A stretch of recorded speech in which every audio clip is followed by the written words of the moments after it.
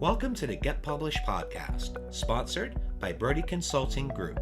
To get more information about our coaching, publishing, executive ghostwriting, and podcast production services, go to getpublishedpodcast.com. Hello, I am Paul Brodie, and thank you for joining us for another episode of the Get Published podcast, where we help authors get published with a proven system that works. Today, we're being joined by Marc Liebman, author of the Josh Heyman book series. Marc, welcome to the show. Thank you, and I'm delighted to be here. Are you ready to get started? I am. All right, question number 1. What is the one piece of advice that you would give to a first-time author who is currently writing their book? Well, it's actually 3 words. One is persistent, one is discipline, and the third is you need a thick skin. And let me explain why. The persistent means you got to keep working at it, and the discipline means that you've got to have the discipline to keep working at it, which means, for example, in my case, I typically write from about 6:30 in the morning till 10, 11 in the morning, and then I may or may not take a break to work out or do something else. But I do this pretty much every day, as my wife says, 7 days a week, but it's probably 5 or 6, at least I think. The last one, the thick skin, is the fact that you're going to get told no a lot, and you're going to be told by editors your work needs improvement. You're going to be told by reviewers that your books suck. Well, maybe not that's too strong words, but your book may not be as good as somebody else's. So you've got to have a thick skin, and you just have to learn from each experience and move on and improve. And what do you feel is the hardest part about getting published? Well, it's after the book is actually out, and that's the promotional piece. And the promotional piece for each book should start about 3-4 months before the book actually hits the streets or is released by the publisher. But unless you're with a large publishing organization that has resources, the marketing part of the book is literally up to the author. So you're going to have to force yourself to divide time amongst various tasks so you can look for promotional opportunities when the book comes out. I have a regular plan or regular program where I'm always looking for speaking engagements, not only throughout the Dallas-Fort Worth Metroplex where I live, but also throughout the country. And I use those to sell books, and I find it's a pretty interesting avenue for direct sales. So that work coming about the new books, new topics for speaking, all that stuff has to start 3 or 4 months prior to the book coming out. And then when it comes out, you more or less try to hit the ground running. The other thing I do is I give hints in my newsletter. I've got about 3,000 names, and it's growing in my newsletter mailing list.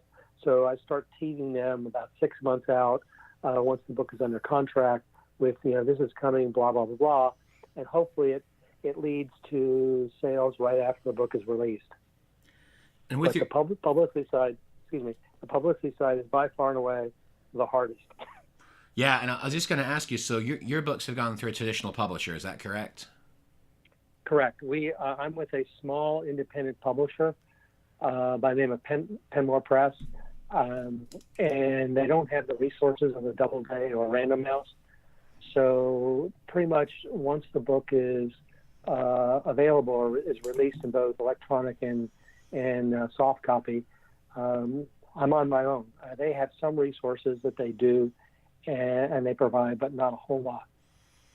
Yeah, and that's typically, besides Penguin and Random House, I mean, for the most part, any traditional publisher, whether it's a small publisher or even a larger one, you are typically responsible for most of the marketing. It's great that you have plans out there with your marketing, and that's actually going to transition perfectly into our next question, and that is to please share a marketing strategy that you have used in your book launches that has worked well.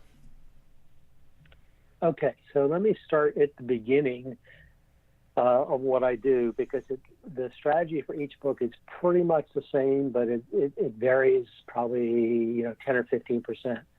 Well, I start with a template of a marketing plan that I actually start laying out about 4 or 5 months from the time before the book comes out. It's pretty detailed. A lot of the information is the same from book to book, so it is in fact a template, but each book has a slightly different emphasis or maybe in some cases a slightly different target market. So from that plan, I then start contacting folks to see if, in terms of potential sites to announce the book, ways to get the book out. I've done everything from museums, aviation museums, because my books are about naval aviator, to association events where I've announced it to the membership at a general meeting, and I even done it at a speaking engagement where I was a paid speaker, and there was lots of folks there. There was about 1,000 people in the audience, and I announced the book was available. I had the first copies, blah, blah, blah, blah. So I've used a number of different strategies, most of which come from working through the nuances of the marketing plan. Because without the plan, you don't have an audit trail. You don't know where you've been, so you can't figure out where you're going to go. Yeah, I could not agree more with you. You have to have a plan and you have to have a system for every launch. And I'm so glad that you're talking about this, and also not only having a plan, but implementing it several months prior to the book even going launch. It's such a great and important strategy. Yeah, there's a couple other pieces that I do that go along with this. I've not been successful at getting pre-launch reviews, but on the other hand, I've gotten flag officers to review the book and either put them on the back or use them in the publicity side. So I look at the reviews as trying to get them out post the release of the book as a way to help sustain interest over the first 3 or 4 months. So if you think about how far out magazines require to get or looking, if you're talking to somebody in October, if it's a monthly magazine, they're probably working on next January's issue. So, and if it's quarterly publication, you could be 6 months out. But my point is that you kind of lay these things out if you know what the publications are, and then you figure out how to get them copies of the manuscript to fit into their publishing schedule. And I try to have in the first 3 or 4 months after the book comes out at target audiences 1 or 2 reviews appearing. I use the word loosely every month. It doesn't work out that way, but it's kind of it kind of works that way, and that seems to help. Well, it's essentially like the power of the editorial reviews, having those reviews out early and also having it in your description, having it on your book. And it's definitely a great way not only to market your book, but also to get those early testimonials. Yes. And the other part is, I wish I could do this, and I refer to this as my favorite wine. And at the end of every newsletter, I always list my favorite wine, which is, if you buy one of my books, please write a review on Amazon or Goodreads, because I've been fortunate, and the only reason I know this is I track this on a monthly basis. My books average somewhere in the mid-4s out of 5, which means that they're pretty well received by the people who buy them. But you need more reviews. I mean, you never can have enough reviews by readers. And so I'm always asking people when I sell books directly to them and I sign them, I say, hey, look, if you like this, or even if you don't, please write a review on Amazon and or Goodreads. And slowly, the numbers of reviews keep going up, but again, you never have enough. Absolutely. Well, let's talk about your favorite book. So what is your favorite book, and what was the number one thing that you learned from it? Oh, my favorite book. It depends on I'll give you 2, because I've read some of them, and it's literally sitting here on my bookcase. And it's a book that came out a couple of years ago called Shattered Sword. And it's literally a story about the Battle of Midway.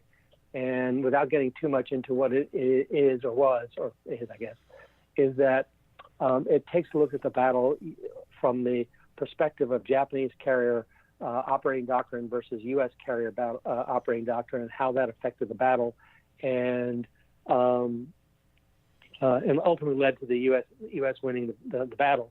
But the other one that I read, 20 or 30 times when I was growing up, where there was actually 2 of them. One was called Fly for Your Life, and the other was called Reach for the Sky.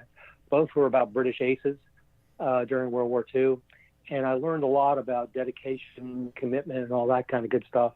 And being somewhat of a romantic, I always wanted to be a military aviator, and was fortunate enough to become one. But I learned an awful lot about teamwork. I learned about what it takes, how you got to focus, and and focus on your goal and just not give up until you get there. I think that's probably the biggest takeaway. And the reason it relates to my writing is I always wanted to be an author. And I tell people when I retired, I could afford to be one. And so now I am an author, and I am a full-time author. I have income from being an author, and I have books from being an author. So I have, this desire throughout my life, and now I'm here. That's awesome. Yeah, I was just chuckling at that because I love how you said that about now you've retired and now you can go through the author journey. That's awesome. Well, for a final question, excuse me, because unless you're lucky enough to be a John Grisham or a Tom Clancy and hit bestseller right off the bat, which is like one in a couple 100,000 chance, making money from this is difficult. I'll leave it at that. Well, Marc, for a final question, what is your favorite quote and why? Every good author needs an even better editor. Yes. And that comes from what I said earlier about thick skin. I mean, I've actually worked now with 3 different publishers and different editors. And it's a really good editor can take your prose and turn it into something really special. I've been fortunate enough to win 3 national awards with one book, one with another. I had what Amazon called a bestseller right out of the box. And yeah, I told a really interesting story when I delivered the manuscript, but working with different editors, they turned my work into something much better. And at times you have to just bite your tongue and listen and evaluate what they're saying. Sometimes you reject it. Sometimes you accept it. More often than not, what happens is their suggestions lead to a better idea, and when I wind up rewriting or editing or changing the text, it's actually much, much better than what I originally written. So my hat's off to the editors that have helped me out. Yeah, they are absolutely critical. I have been blessed to have the same editor for all 13 of my books, and it makes such a difference with building that relationship because they're the ones that polish it up, and having a well-edited book is one of the most important things that you can have when you're getting your book ready. Yep, and I've been working now with the same editor for about 6 years, mostly anyway. I mean, she had to take some time off, and so she didn't work on one of my books. But yeah, it's we have interesting conversations about it that start with, well, if you did this, what do you think? And I go, well, if I did that, if I rewrote it that way, then I could do this, that, and the other thing. And she said, yeah, then you could do these things. And the next thing I know, I'm sometimes rewriting a third of the book, but by the same token, the end product is so much better that it's well worth the effort. Yeah, I was actually talking to my editor yesterday, and I was teasing her, saying it's always about the slicing and dicing, and we always have a chuckle over that because it's literally what it is. But I mean, they're critical, and when you have a great editor, you got to hold on to them because it really does make a huge difference. Yeah, can I add 2 more things that might be of interest to your readers or listeners? Please go ahead. Number one, the bane of all authors when the book is published is proofreading. And I've been the victim of bad proofreading, and it's really a sore point for me. But one of the things that you as a writer can do is, and as I'm sitting here looking at my 3 dogs, they have heard all of my books because I sit here in my office and read them out loud to them as a way of proofreading. Mm-hmm. It works. It's not perfect, but it works. The second thing is research. I just read a novel from somebody that was given to me to review because I review books for other publications. And I pride myself in doing a lot of research, which takes up somewhere about 30% of the time of actually creating the first manuscript. And there were so many technical errors in this book about an Army pilot during World War II that I was appalled. And it detracts, at least from my perspective, from the story. Now, maybe other readers wouldn't pick it up, but I did. And the importance of being when you're writing, particularly historical fiction, is you've got to be accurate. You've got to do your homework and you've got to do your research. And if you don't understand or you're not quite sure, go seek somebody out who either knows about the topic or knows somebody who knows about the topic, and you just keep going and to find an expert, because if not, it detracts terribly from the story. And I get emails through my website all the time from readers who say, "Hey, you're talking about doing this in this helicopter, and I was a mechanic, or I flew this, and I don't remember you could do this." And I literally go back to my research. Sometimes it's simple as the flight operating handbook in the Navy, so it's an ATOPS manual, and I quote them page, chapter, Nice. verse, and page out of the book, saying this is where I got the information. But people who read my genre, which is historical fiction or military historical fiction, tend to have a above average knowledge of what goes on in military tactics, strategies, equipment, all that kind of good stuff. So when you make a pretty major blunder, it's obvious, and it detracts from the quality of the book. Yeah, I agree completely with you, Mark. Well, listen, I want to thank you for being a guest on the show. What is the best way for people to find you online? The best way is go to my website. It's https //markliebman.com. If you just type me in the in any search engine, you should pop up. You can reach me via email that way. I have a blog that comes out every Sunday morning. I have a newsletter, which is you have to ask me to add you to the list, because I don't just add names to the mailing list willy-nilly. And then I also, let's see, besides the blog, like I said, the newsletter, and then I do a fair number of speaking engagements. So you can look on my website at the calendar and see when and where I'm speaking. Well, Mark, I want to thank you once again for being on the show, and I wish you all the best in your author journey ahead. All right. Thank you very much. I'm delighted to be here. Thanks again for joining us today. To learn more about how you can be featured in our brand new Get Published business book, go to getpublishedpodcast.com.